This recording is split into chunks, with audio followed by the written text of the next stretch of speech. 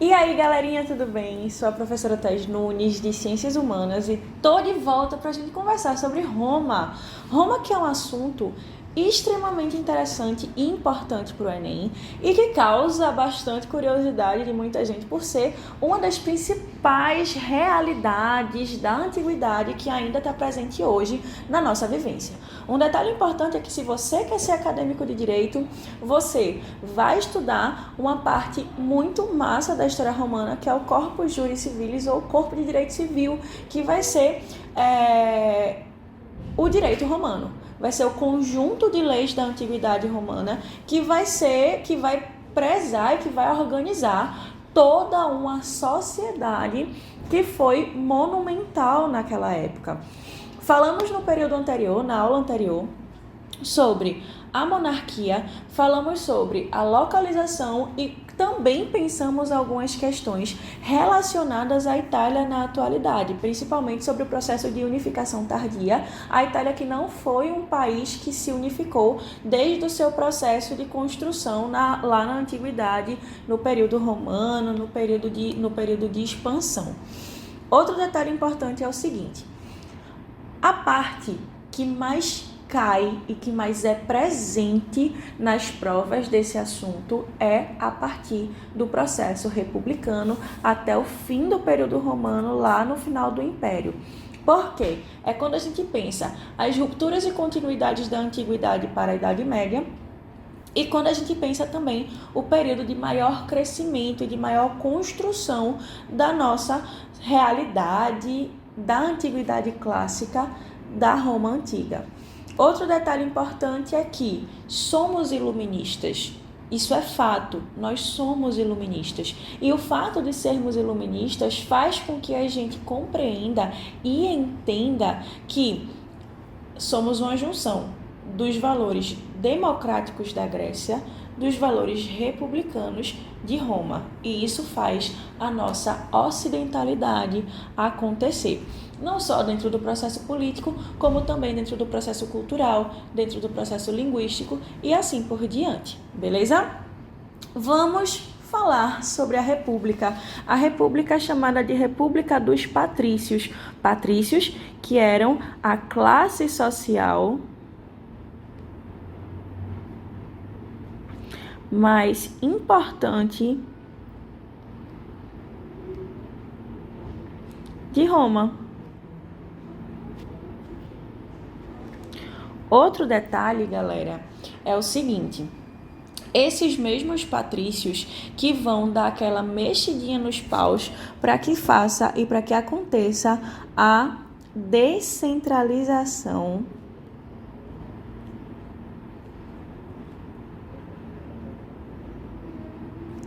do poder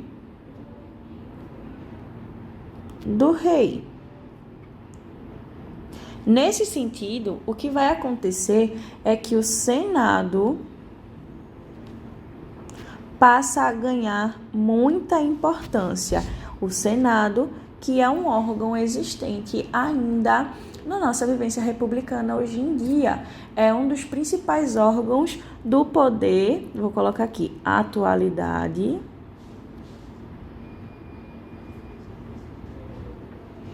do poder legislativo. Ok?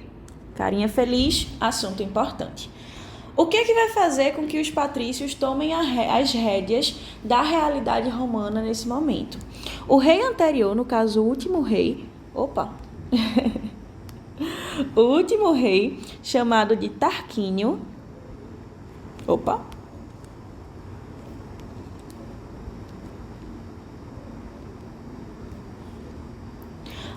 tentou uma aproximação com os plebeus.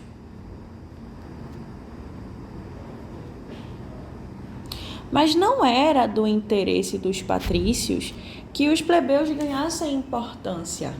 Dentre outras razões, porque isso significava um aumento do poder plebeu que, para eles, era uma ameaça.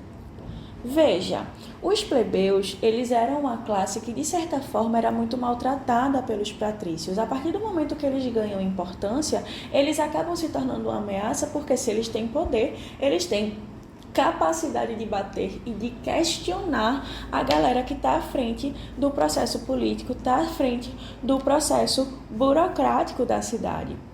Dessa forma, Tarquínio, ele dá adeus ao seu reinado e começa o período republicano, um período de crescimento,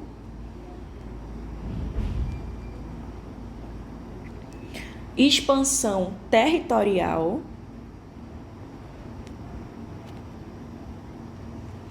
e crescimento político. Tranquilo?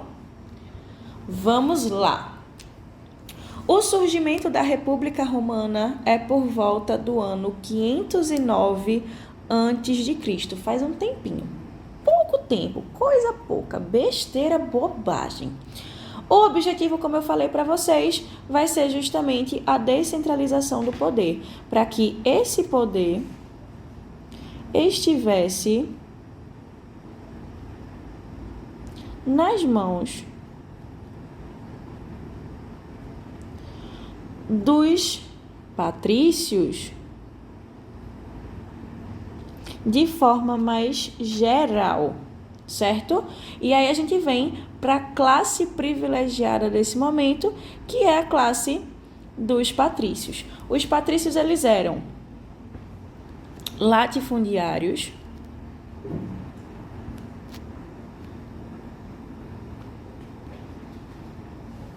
eles eram membros do Senado,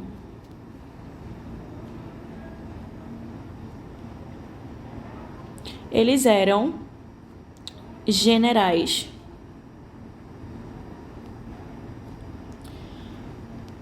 das facções romanas. Então, eles eram pessoas de extrema importância. E eles vão criar uma estrutura legal, certo? Uma estrutura legislativa pautada nas assembleias, nas magistraturas e no Senado. O Senado é o órgão mais importante. A Assembleia, gente, é sinônimo de reunião. Magistratura relacionada à justiça. E eles vão controlar tudo isso. Logo, os plebeus, deixa eu até mudar de cor aqui para vocês prestarem atenção. Os plebeus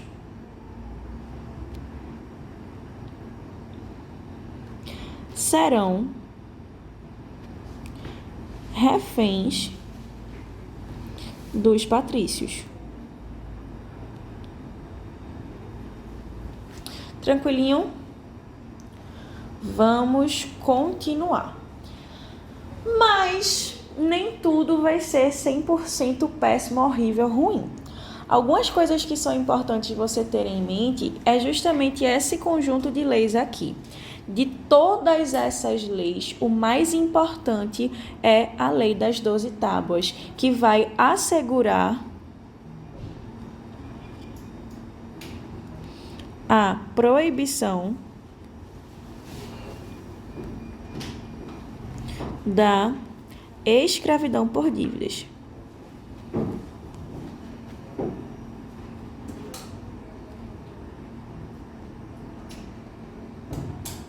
Tranquilo?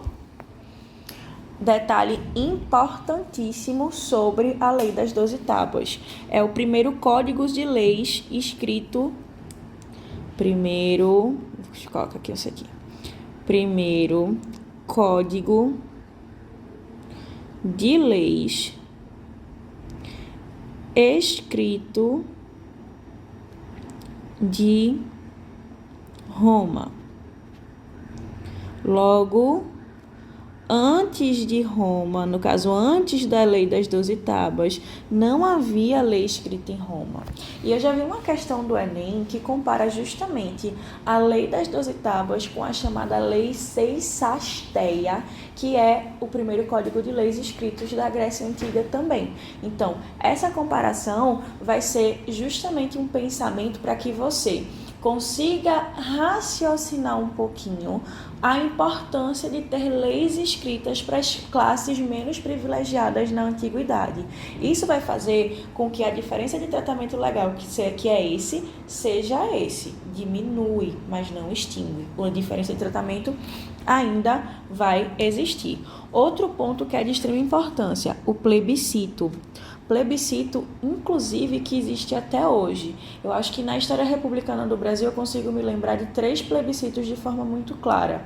O plebiscito da campanha da legalidade, em 1964, o plebiscito de transformar o Brasil na monarquia ou mantê-lo uma república, que foi em 96, e o plebiscito do desarmamento, que foi no ano de 2003. Esses 3 plebiscitos são, inclusive, relances, tudo bom? Lembranças, heranças que a gente tem do período romano da Antiguidade Clássica. E um detalhe, além dessas leis, a lei do casamento e assim por diante, a gente tem outro detalhe importante. Os plebeus passam a ter o tribuno da plebe. Quem são esses tribunos da plebe? São as pessoas responsáveis por lutar pelos interesses deles junto ao Senado.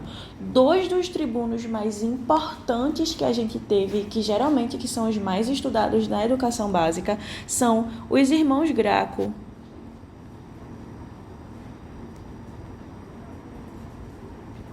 Tibério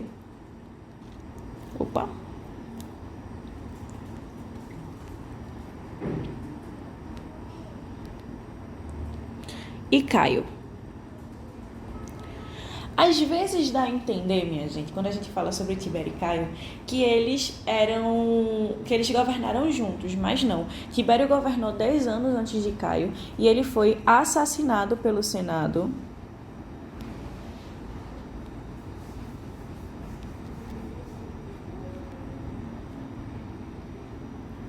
justamente porque ele sugeriu a chamada reforma agrária. Caio Graco, quando volta ao governo, ele vai querer continuar o trabalho do irmão. Isso vai, inclusive, ser pensado na questão da reforma agrária e, para não assassiná-lo diretamente, o Senado vai forçar um acometimento de suicídio. Então, Caio Graco vai cometer suicídio por pressão do Senado. Passando um pouquinho mais à frente, outro assunto importantíssimo nesse processo republicano é a questão das guerras púnicas. Deixa eu mudar a cor, que essa cor está muito clara. As guerras púnicas foi um conflito entre Roma e Cartago. Cartago era uma das principais cidades fenícias no momento e era uma cidade ao norte da África. O Império Cartaginês era o maior império até o momento. Inclusive, quando Roma consegue invadir Cartago, ela consegue tomar para si toda a territorialidade do Império Cartaginês. As guerras púnicas foram algumas, vai ser a tentativa de Cartago invadir Roma. Essa que está na imagem com os elefantes foi a última guerra púnica que vai fazer com que Roma, de uma vez por todas, vença a cidade de Cartago e salgue toda a cidade, literalmente isso. Roma vai destruir a cidade e vai jogar sal em todo o território, tornando a cidade altamente infértil. E aí a gente chega nos triunviratos. Os triunviratos foram governos que foram divididos em 3. Esses 3, no primeiro foram Júlio César, Pompeu e Licínio, e no segundo foram Marco Antônio, Otávio e Lépido. Thaís, por que aconteceu essa divisão do governo em 3 áreas de influência? Gente, vamos voltar lá para aquele mapinha. O mapa da primeira aula. Olha que território grande. O que é que vai acontecer? A gente vai pegar e vai fazer essa divisão. Aqui, aqui e aqui. Aqui, cadê? Esse território vai ser de César.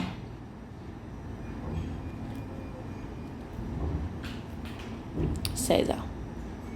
Esse território vai ser Licínio. Esse território vai ser de Pompeu. Tranquilo? Essas áreas de influência vão ser justamente para que haja uma facilitação desse governo, um facilitamento desse governo. E aí, de tempos em tempos, os 3 triunviros se reunirão e irão dar notícias do que vem acontecendo em cada região. Detalhe importante, gente. Deixa eu voltar aqui. Detalhe importante. Júlio César vai ser assassinado pelo Senado. Por quê? Ele vai começar a ganhar muita importância e ao passo que ele começa a ganhar importância, ele vai começar a ser uma representação muito maior do que o Senado queria que ele fosse. Ele vai ser assassinado e o primeiro triunvirato vai acabar, porque tanto Pompeu como o outro rapaz também estavam envolvidos em algumas questões e deixaram, por uma razão ou outra, o triunvirato. Para que não houvesse uma situação de desordem generalizada, a gente tem a formação do segundo triunvirato. Detalhe, Júlio César, ele teve um caso com Cleópatra. E outra questão, viu, gente? Marco Antônio, que era um dos melhores amigos do Júlio César, quando ele morre, vai lá oferecer seu ombro amigo para que ela chore as mágoas e as pitangas. Entendam. E aí a gente vai ter Otávio, sobrinho de Júlio César, e Lépido, também um amigo muito próximo de Júlio César na época. E aí, gente, chegamos no Império. Otávio vai se tornar o primeiro imperador. E aí vai se tornar Otávio Augusto. Augusto significa primeiro cidadão. Não, primeiro cidadão é príncipes. Augusto significa mais poderoso. Significa imperador. Mas ele também vai se dar, de forma muito humilde, o título de príncipes. Agora sim, primeiro cidadão. Tranquilo? E vai unificar o território, vai unificar o poder. Tá aqui o rapaz. Por causa dele, existe o mês de agosto. E aí, gente, o que é que vai acontecer? Se você perceber um pouquinho, a gente vai começar a entrar na questão e na discussão acerca do cristianismo. Jesus vai viver durante o governo de Otávio. Então, toda a formação, toda a construção e todo o fortalecimento do cristianismo vai se dar durante o Império Romano. Entenda que por causa de todas as formas que Jesus tinha de se comunicar e de todas as mensagens que ele passava, essa vai ser uma religião principalmente de pessoas escravizadas.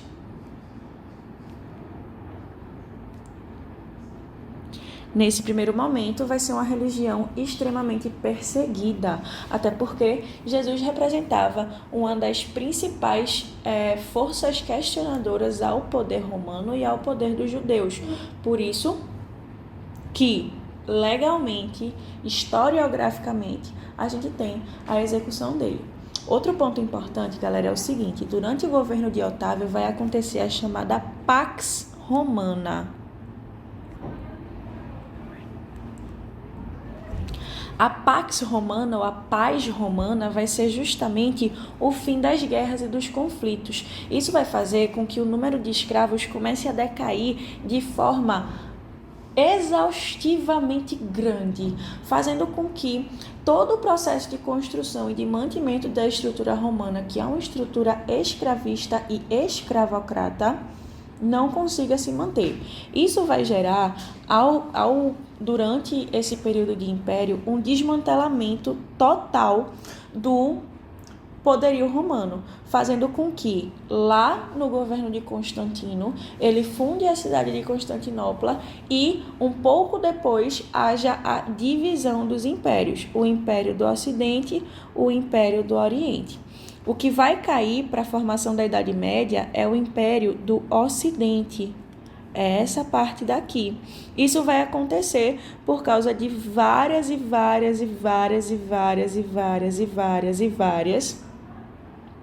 invasões dos povos chamados bárbaros, ou seja, os povos não romanos. Isso vai fazer com que a cidade de Roma, que era altamente urbanizada, passe por um processo de êxodo urbano e comece a se ruralizar novamente, fazendo com que surja aos poucos o fenômeno que a gente chama de feudalismo. Nesse momento a gente tem o enfraquecimento do comércio, o enfraquecimento do poder centralizado e a gente começa a ter uma divisão desse processo político, fazendo com que, dessa forma, tudo o que venha depois na Idade Média seja uma consequência disso. Detalhe importante: a formação do feudalismo é pensado juntando dois valores, um valor romano, chamado de colonato, ou a fidelidade à terra, e um valor germânico, chamado comitatus, também, que é a fidelidade ao senhor.